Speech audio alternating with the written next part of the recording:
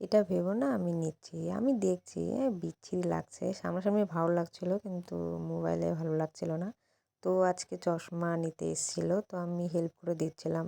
কোনটা নিলো সিলেক্ট করা হয়ে গেল। তারপরে ওই যে দুটো আমাকে এইদিকে দাঁড় করে দিয়ে ওইদিকে নদীর পাড়ে গেছে ছবি তুলতে। যাই হোক, ওদের নাটক দেখতেছিলাম। আমি এদিকে দাঁড়াইছিলাম একা একা। তারপর চা খেলাম। চা খাওয়া দাওয়ার পর ক্যাফে গিয়েছিলাম। ক্যাফেতে চিকেন ললিপপ খেলাম। এখানে এসেও বিজি মানুষ হয়ে গেছে। বাড়িতে আসলাম।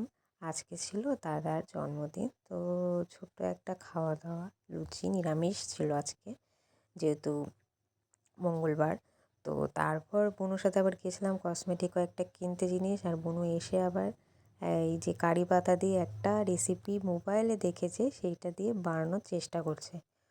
মানে ভাবলাম প্রথমে ভালো হবে, ভালো মানে যা জঘন্যতম হয়েছে খাওয়াটা, মানে এত বাজে হবে সেটা ওও ভাবতে পারেনি, আমিও ভাবতে পারিনি। মানে কোনো রান্না না, জাস্ট কারি পাতা, পেঁয়াজ, লঙ্কা, বাদাম থেতো করে, তো এগুলোই মানে সব কুচি কুচি করে আর বিভিন্ন মশলা দিয়ে তারপর হচ্ছে গরম জল হয়, গরম জল দিতে হবে।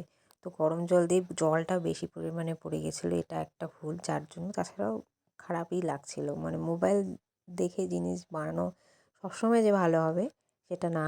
মানে কী বলবো, একদম বিচ্ছিরি হয়েছিলো। চলো ভাই, দেখা হচ্ছে আমার নেক্সট কোনো ভিডিওতে।